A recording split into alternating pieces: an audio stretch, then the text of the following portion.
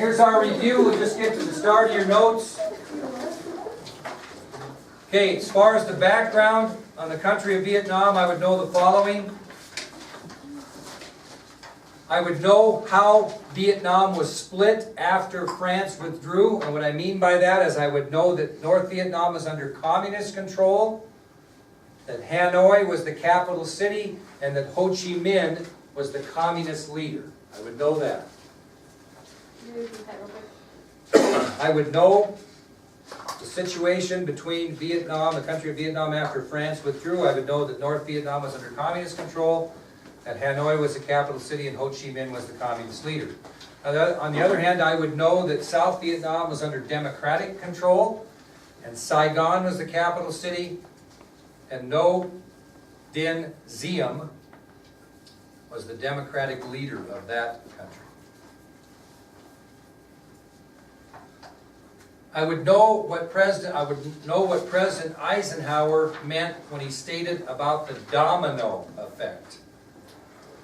Okay, what did President Eisenhower say when he warned Americans about the domino effect?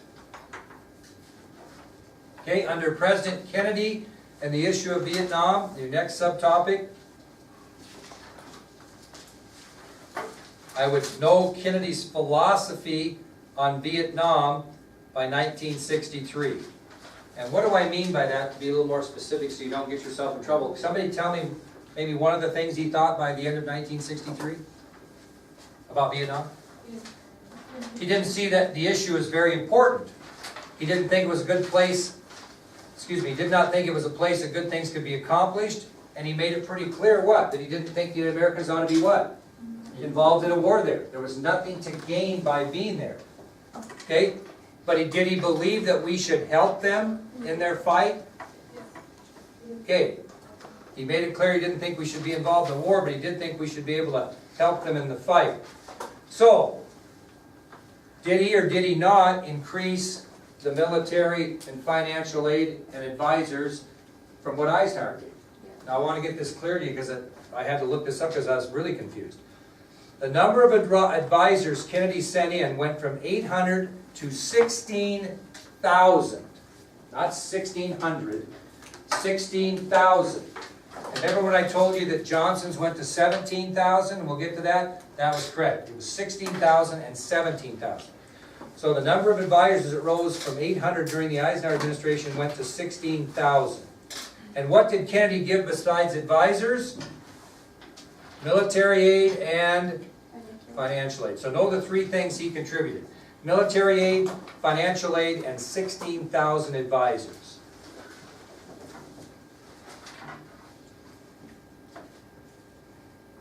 Okay, in the interview with Walter Cronkite, I gave you a handout on that, did I not? No. I did not? Okay. What was the main thing that Kennedy said that was of importance in the whole thing? In the end, it's their war to win or lose, right? Didn't he say that? In the end, it's their war to win or lose. That was the most important comment that Kennedy made during that interview with Walter Cronkite, is in the end, it's their war to win or lose, which told historians that he did not have an interest in burying a bunch of troops in Vietnam, did he?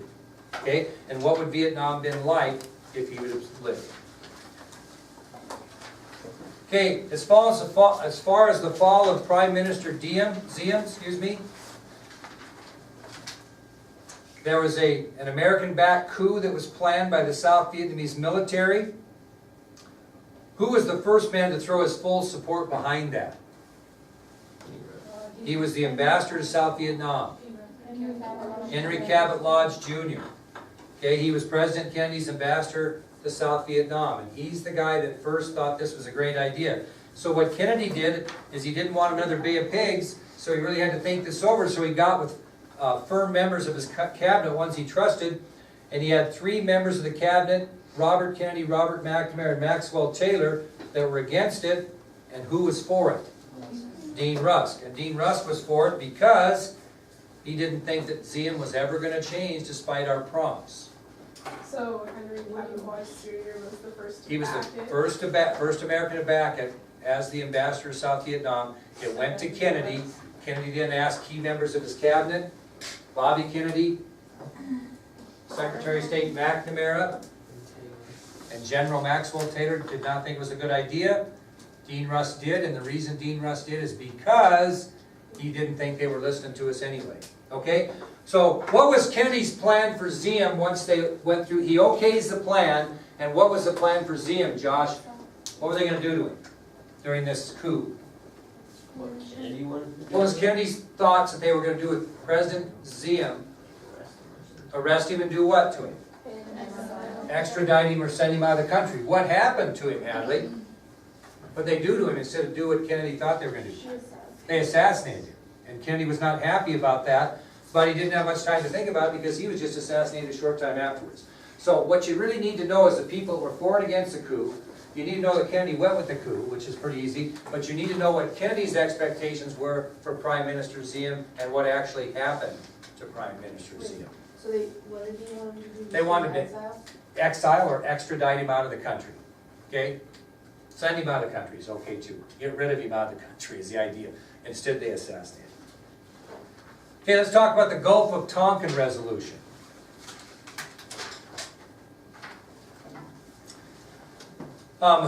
Understand that the Gulf of Tonkin resolution passed, and I did some checking on this because we had a question on that. All the members of the House of Representatives voted in favor of that resolution. And it did pass the Senate 88-2. We had 90 members of Congress at that point. Okay? Now there were two people that did not vote for the Gulf of Tonkin resolution. That was Ernest Bruning of Alaska and Wayne Morris of Oregon. I would know that, and I wouldn't know the direct quote, but I would know why Senator Morris, what explanation he gave for not voting for it. Does anybody remember what his explanation was? He didn't. He believed that giving war-making powers in an absence of a declaration of war was a historical mistake, which it absolutely was. What was Okay. the congressional vote? You mean the House? Both House of Representatives, every member. Yeah. Senate 88-2. And the only two voting against were Bruning and Morris. Okay. Strategy in the war. What was the main American strategy in the Vietnam War? Air attacks or heavy bombing. Air attacks would be better. Air attacks.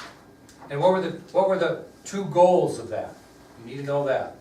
What were the goals of these massive air attacks? To damage the country and to try to do what? Negotiate. Bring them to the negotiation table. That'd be fine. Okay? I would know what Agent Orange was. What is it? It's like a Weed killer. Chemical foliage killer.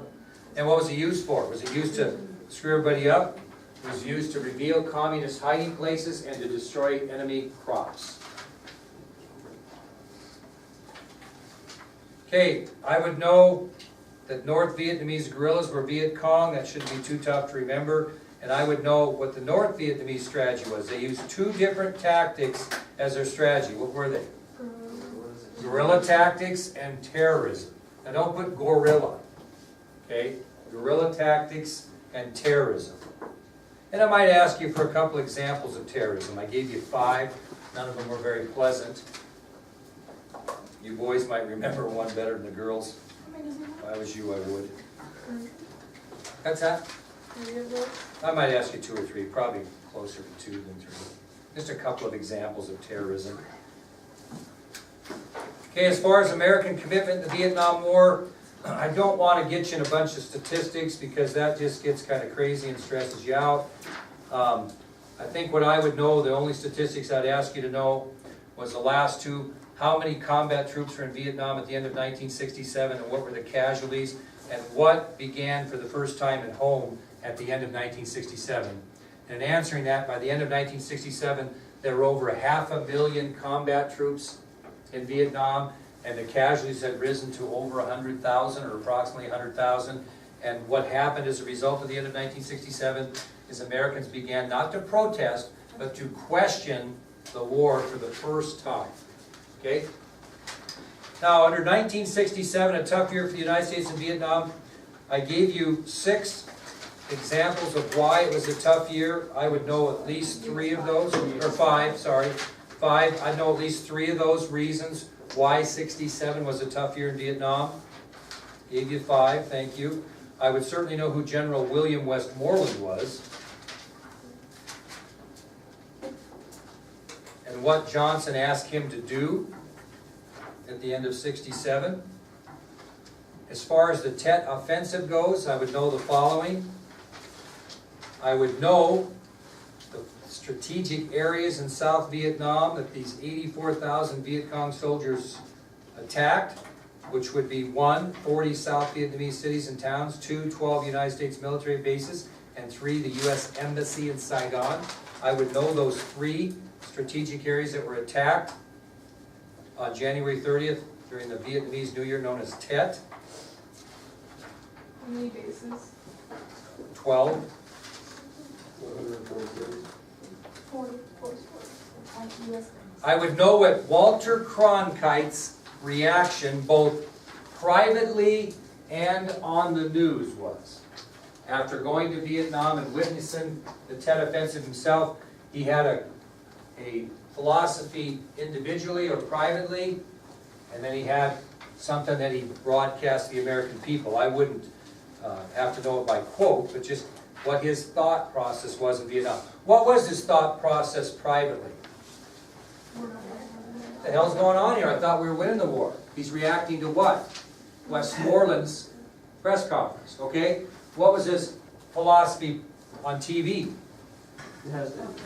That the best we're going to get is a stalemate, okay? The best we're going to get is a stalemate, and the best way out is to negotiate. And Johnson's reaction to that was if he'd lost Walter Cronkite, he's lost everybody. I mean, he's lost Mr. American citizen, so that was huge, okay? I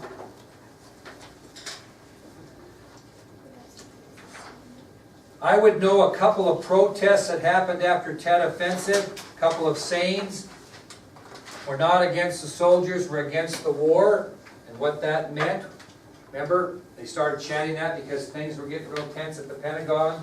About 100,000 protesters were thinking about going to the Pentagon and taking it over. They brought in military personnel, MPs, that stood and guarded all 8 sides of the Pentagon. It got kind of crazy. They could see some violence. So one smart person began to chant, "We're not against the soldiers, we're against the war," over and over. And one particular protester even put a carnation in the barrel of one of these soldiers' guns to say, "Hey, you know, we're not against you." What was the other example quote that came out? Hey, hey, LBJ. How many kids did you kill a day? And what was the last one? Hell, no, we won't go. I would know some of those protests. Okay, I'd know who Eugene McCarthy was. I would know the 3 serious pressures that Johnson was facing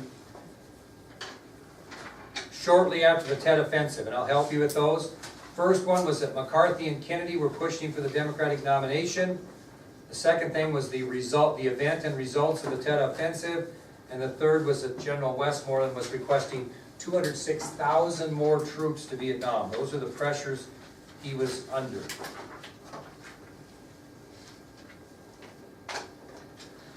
During his press conference on March 31st, 1968, on national television from the office of the White House, Johnson mentioned 3 things of significance. I would know those. That the United States was going to be cutting back the bombing of North Vietnam, that they would call for peace negotiations to begin, and the third was he would not be seeking or accepting the nomination of his party for nomination as president. So he was not going to run for re-election. You could simply put he announced that he would not be running for re-election. It would be fine with me. I know who Clark Clifford was, what he did.